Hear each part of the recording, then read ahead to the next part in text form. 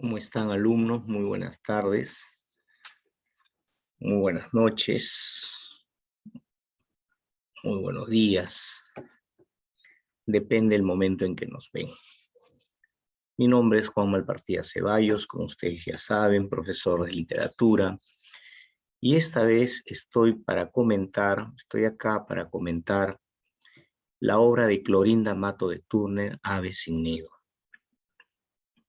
Pero lo primero que debemos de saber de la obra Ave sin nido es que perteneció a este tercer movimiento de la literatura del siglo XIX. Recuerde usted, alumno, que al iniciarse nuestra vida republicana, después de las batallas de Junín y Ayacucho, surgió el movimiento costumbrista, posteriormente vino el movimiento romántico, y después del movimiento romántico vino el realismo, que es lo que nos toca hablar el día de hoy. Y el realismo está representado en esta insigne dama, Clorinda Mato de Turner, nacida en el Cusco en 1852 y murió en Buenos Aires en 1909. ¿Y a qué se debe su muerte en el extranjero? Tal vez fue que viajó a conocer nuevas ciudades, nuevas costumbres. No fue tanto así, sino que a ella la desterraron del Perú declarándola hereje, porque ella criticó duramente a la Iglesia Católica como una iglesia corrupta. Y en el gobierno de Nicolás de Piérola la desterraron de nuestro país y murió en Buenos Aires. Pero de ella hay más que decir. Además de ser una precursora del indigenismo, Clorinda Mato de Turner también fue una insigne dama feminista, junto a damas de fines del siglo XIX y de comienzo del siglo XX, entre ellas la argentina Juana Manuela Gorriti y las escritoras peruanas Teresa González de Fani, Mercedes Cabello de Carboneda. Ellas hablaron sobre la situación de la mujer en el Perú. Clorinda Mato de Turner se casó muy joven, a los 19 años de edad, con un inglés llamado Joseph Turner, que murió al poco tiempo. Ella enviudó antes de los 30 años. Ella fue una pequeña empresaria, al igual que sus padres, pequeños hacendados, dedicado a la venta de la lana. Posteriormente ejerció el periodismo en Cusco, Arequipa y la prestigiosa Lima, donde conoció a dos insignes escritores, al que ella va a dedicar 2 libros. Conoció a Ricardo Palma, a quien va a dedicar su libro denominado Tradiciones Cusqueñas, y al gran Manuel González Prada, a quien va a dedicar el libro que comentamos el día de hoy, Ave sin nido.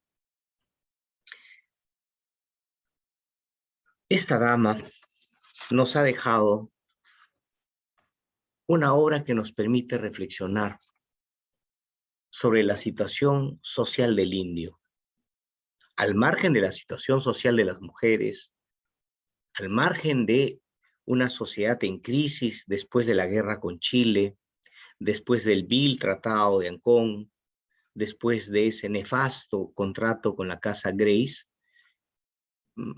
Clorinda Mato de Turner nos ha dejado muchos ideales, muchos actos, muchas acciones que deben llevarnos a la reflexión. Y acá alguna de ellas. Uno, fue fundador y destacada escritora de la corriente indigenista, precursora. Otros le prefieren llamar a ella, y no se equivocan, indianista. ¿Por qué profesor indianista? Porque ella tuvo una visión maternalista del indio, una visión romántica del indio. Su posición frente al indio no fue ideológica y política, sino fue una visión más bien romántica del indio. Aprendió a hablar el quechua en las haciendas de su padre, donde les dije que sus padres fueron medianos hacendados. Fue una periodista del diario El Recreo, donde se codió con Juana Manuela Gorriti, con Ricardo Palma, Rusino José Cuervo, Fernán Caballero. Cuarto dato, en 1889 asumió la jefatura del Perú Ilustrado, un órgano periodístico de Lima muy importante. Por primera vez en nuestra historia republicana que una dama asume la dirección de un periódico tan importante. Ese mismo año lanzará su conocida obra Ave sin nido, ¿no?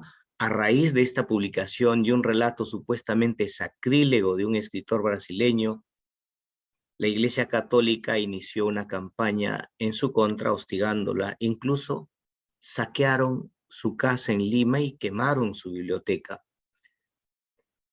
Y después la expulsaron del Perú.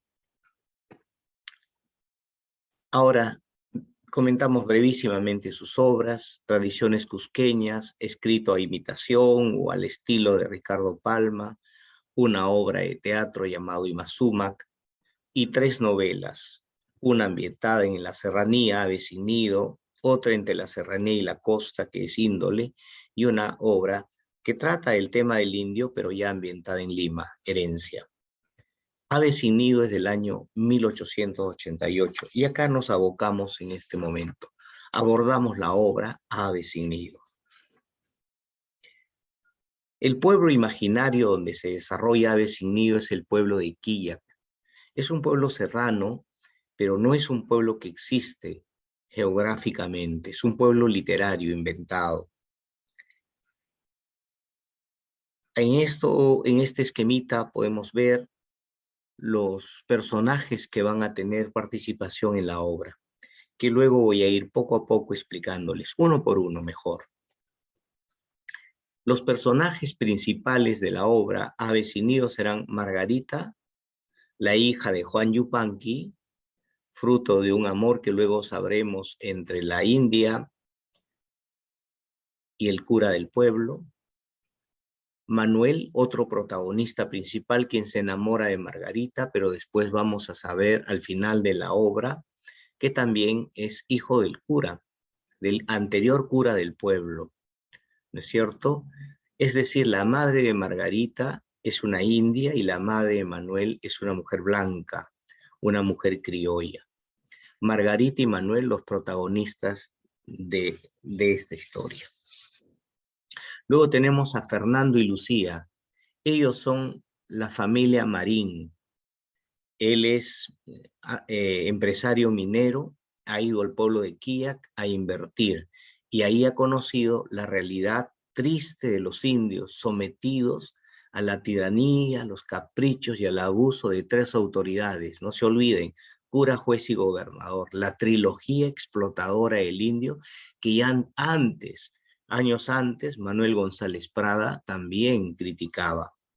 Así que luego está el cura Vargas, Pascual Vargas, que representa a la iglesia, explotador, que va a morir luego por sus arrepentimientos.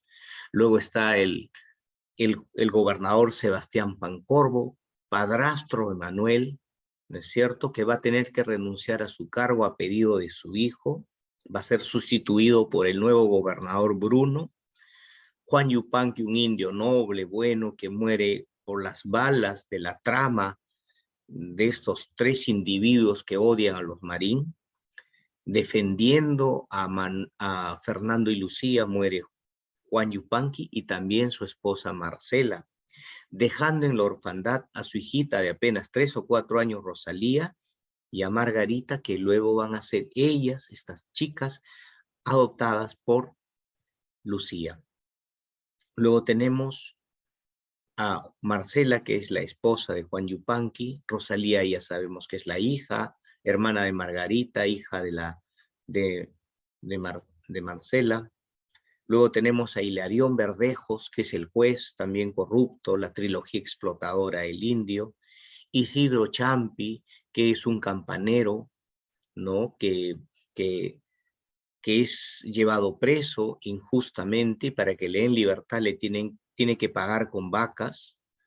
Petronila, que es la esposa del gobernador Sebastián Pancorbo, que luego va a revelar a su hijo que tuvo un amorío con el cura anterior y que fruto de ese amorío nació Manuel, nuestro protagonista principal, Bruno de Paredes, que es el nuevo gobernador que sustituye a Sebastián Pancorbo, y Pedro de Miranda es el anterior cura del pueblo de Quilla, que sedujo a Petronila, con la que tuvo un hijo llamado Manuel, y sedujo también a la esposa de Juan Yupanqui, Marcela, con la que tuvo una hija llamada Margarita. Los protagonistas de nuestra historia. La novela se inicia con un proemio. Un proemio es una introducción, es una especie de avance de la novela, es la filosofía de la novela. Dice Clorinda Mato de Turner al iniciar Ave sin nido: si la historia es el espejo donde las generaciones por venir han de contemplar la imagen de las generaciones que fueron, la novela tiene que ser la fotografía que estereotipe los vicios y las virtudes de un pueblo, con la consiguiente moraleja correctiva para aquellos y el homenaje de admiración para estas. Es tal por esto la importancia de la novela de costumbres, que en sus hojas contienen muchas veces el secreto de la reforma de algunos tipos, cuando no su extinción. Sigue el proemio, lo que ella intenta decir es que la novela en el Perú tiene que ser el reflejo de la vida. Y ella, a través de Ave sin nido, quiso reflejar justamente de manera realista, objetiva, el abuso que se cometía en la serranía contra los indios. Después de este proemio, debo decirles que la primera parte de la novela Ave sin nido está dividida en 26 capítulos. Y para hacerlo un poco más sencillo, después del proemio se inicia con la descripción del pueblo de Quilla, y esta primera parte termina con la muerte de Marcela, la esposa de Juan Yupanqui, y también del cura Vargas, de un cura también seductor, también abusivo, también corrupto. Así que vamos a explicar la primera parte de la obra Ave sin nido. Acá tenemos el pueblito de Quillac, un pueblito apacible, un pueblito de gente trabajadora, pero donde subyace la trilogía explotadora: el gobernador, ambicioso por el dinero; el cura, no solo ambicioso por el dinero, también un seductor, utilizando la mita, la lleva a la iglesia a muchas indias para ultrajarlas; y el juez, que de justicia no tiene más que mentira y amiguismo para sus compadres que les conviene económicamente. ¿Cómo se da la explotación de los indios del pueblo de Quilla? Se da pagándole por adelantado un dinero para que luego ellos puedan cobrarse por toda la cosecha. Además, les compran la lana por adelantado. Les dan 10 reales, 10 monedas, lo que podría ser 10 soles, y llegado un momento en el fin de año, ellos a través del encomendero vienen a cobrarse ya no los 10 soles, se cobran 1000 o 2000% mucho más, sometiendo al indio a una terrible pobreza. Es decir, todavía persiste en el pueblo de Quilla el trabajo para el poderoso, el trabajo para los encomenderos, una práctica que aún persistía a pesar de que ya la colonia hacía muchos años que había desaparecido. Muchos indios escapaban de sus casas para no recibir ese dinero, pero los encomenderos rompían la puerta de la casa y en un lugar muy visible dejaban el dinero para meses después venir a cobrar no solo esa cantidad elevada al 1000%, sino también golpear e inclusive ultrajar a las niñas. ¿Quiénes son estas personas que apoyan este trabajo de los encomenderos, este trabajo lucrativo de los poderosos? Son dos personajes, bajo la anuencia del juez. Uno de ellos es el cura Vargas y el otro es el gobernador Sebastián Pancorbo, autoridades corruptas del pueblo de Quilla, quitando y robando a los campesinos. No contento con esto, Lucía recibe desesperada en su casa a Marcela, la esposa de Juan Yupanqui, quien cae de rodillas suplicándole que le ayude porque el cura Vargas la ha amenazado con quitarle todas sus cosechas, sus bienes, sus animalitos, si no le paga por una misa que ha realizado. Le ha cobrado 40 monedas y ella no tiene cómo pagar. Y cae de rodillas ante Lucía Marín, y Lucía Marín le dice que sí le va a ayudar. Pero Lucía Marín se atreve a conversar con estas autoridades corruptas. ¿Quiénes son las autoridades corruptas? Sebastián Pancorbo y el cura Vargas. Lucía, la esposa de Fernando, les llama la atención y a ellos poco les interesa esta entrometida blanca, metiche. ¿Y qué hacen en venganza?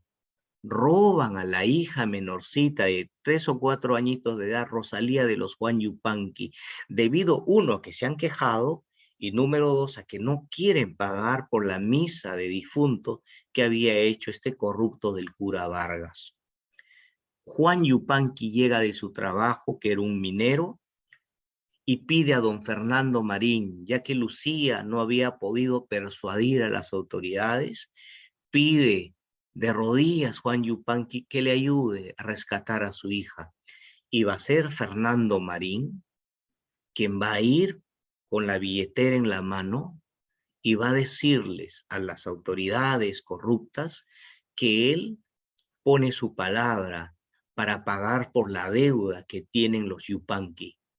Y desde ese momento, las autoridades del pueblo como que tienen cólera, inquina contra Fernando y contra su esposa Lucía, a quienes ven como unos metiches que les está malogrando el negocio. Entonces, ojo con esto.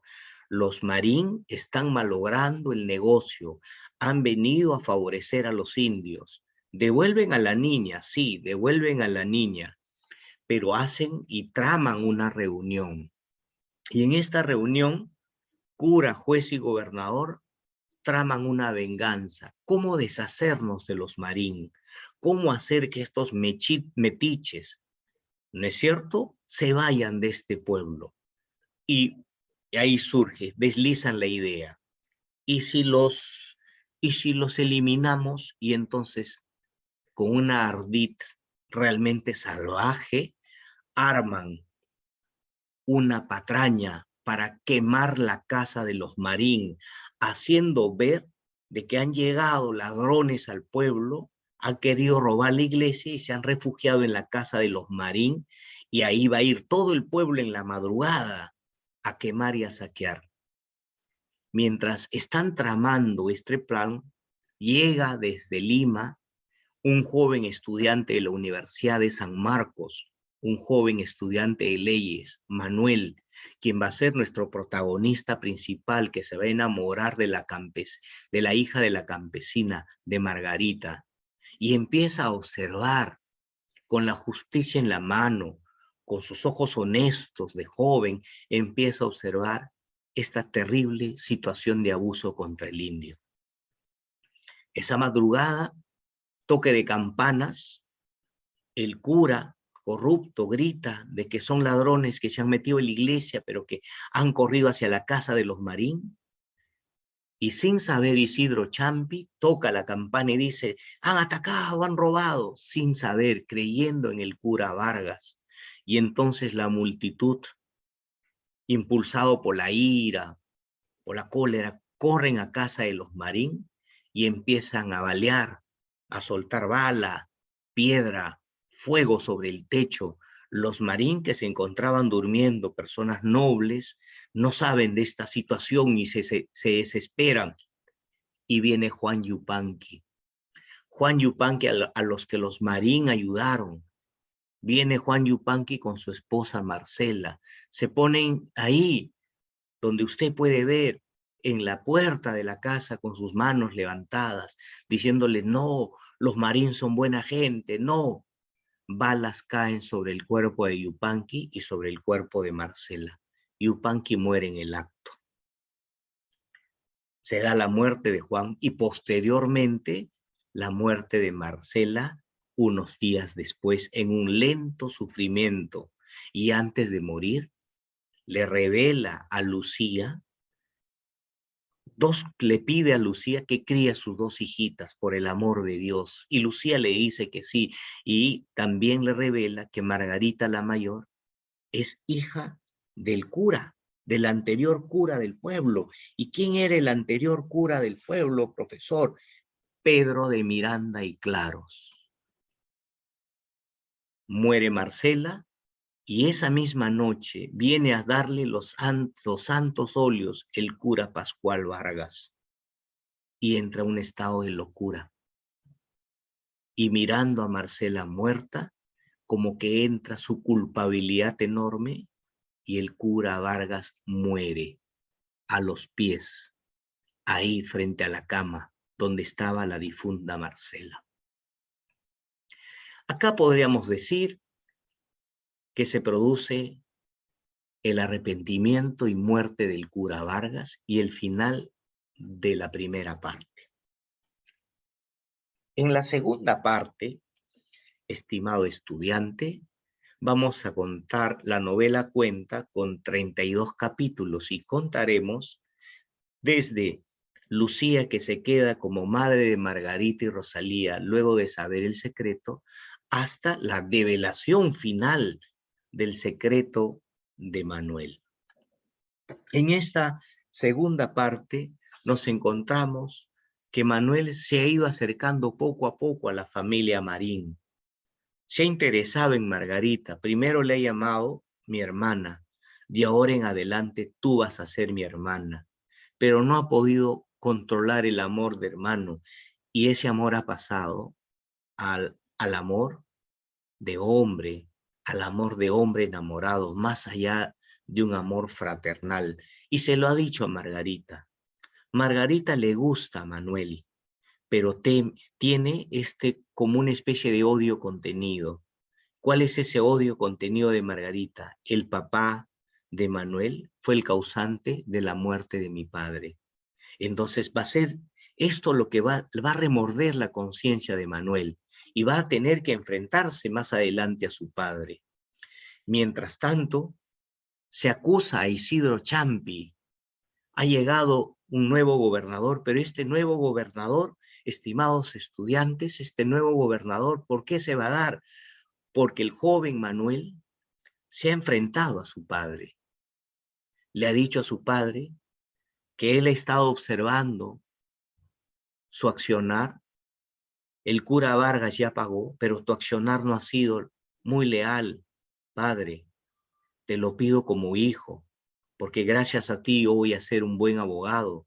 Usted me ha enseñado a ser correcto y le pido por el amor de mi madre que renuncie a la gobernación y se entregue a la justicia.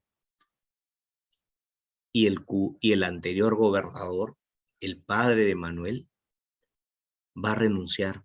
Por eso es que tenemos ahora a un nuevo gobernador, pero también corrupto, Bruno, que van a acusar dicen que la soga se rompe por la parte más débil, y efectivamente, él no quiso averiguar más, simplemente acusó a Isidro Champi de ser el causante de las muertes y lo metieron preso.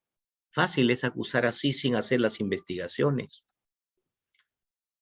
Los Marín se enteran de una noticia, sobre todo Lucía, que está embarazada, y se lo cuenta a su esposo Fernando, y le dice: Fernando, no voy a poder vivir tranquila en este lugar donde nos han querido matar. Y Fernando le da la razón y le dice que en 2 semanas se van a ir a Lima, se van a ir con las niñas que ellos han adoptado como hijas, ¿no es cierto? Las hijas de Juan Yupanqui. Entonces ya está decidido, los Marín deciden viajar a Lima, pero antes Fernando dice, voy a hacer una cena de despedida para todo el pueblo y ahí le voy a pedir al nuevo gobernador libertad para ese pobre indio Isidro Champi que no hizo más que tocar las campanas, que cayó en el juego de estas autoridades corruptas. Y en esa cena de despedida, él le pide al nuevo gobernador la libertad y el nuevo gobernador, que ya sabemos que se llama Bruno, el nombre completo es Bruno de Paredes, le ofrece la libertad. Irrumpen policías en la reunión y se llevan detenido a Sebastián Pancorbo, el exgobernador, y a Benítez, el ayudante de juez. Hasta acá pareciera que la justicia está llegando, pero para que le den libertad a Isidro Champi, el nuevo gobernador le quita sus 4 únicas vacas que tenía. Por eso pongo acá, Champi libre e ira por el pago de su libertad. Él no había hecho absolutamente nada más que tocar las campanas por pedido del cura anterior. Pero así es la justicia contra los pobres. No los tienen si estos no pagan lo poco que tienen. Petronila, al ver a su hijo que sufre, Manuel es su hijo que sufre, porque no ha podido irse o no puede ir detrás de la chica que ama, Petronila llama a su hijo y le dice, te voy a revelar la verdad. Sebastián Pancorbo no es tu padre es el ex cura de este pueblo, Pedro de Miranda y Claros. Así que ve donde Margarita y dile la verdad, que tu padre no es Sebastián, el que fue cómplice del asesinato de su padre. Ve con esta noticia que puede abrir las puertas del corazón de Margarita. Manuel parte, porque ya los Marín habían partido a Lima, pero estaban aún en Arequipa.